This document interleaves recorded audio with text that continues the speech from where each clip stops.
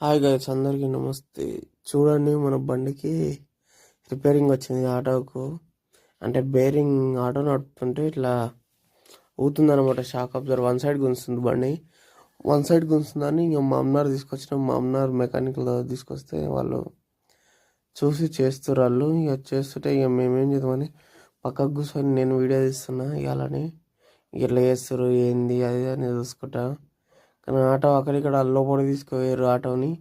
Auto తీసుకుపోయారు. ఇక ముంగల్ది మడగా తిప్పిర్రు, లోపల తీసుకుపోయారు. దాన్ని ఏం చేసారో తెలియదు. కానీ వాళ్ళు 1200 తెంగిర్రు. వాళ్ళు పైసలు 1200 తీసుకురు మనతోటి.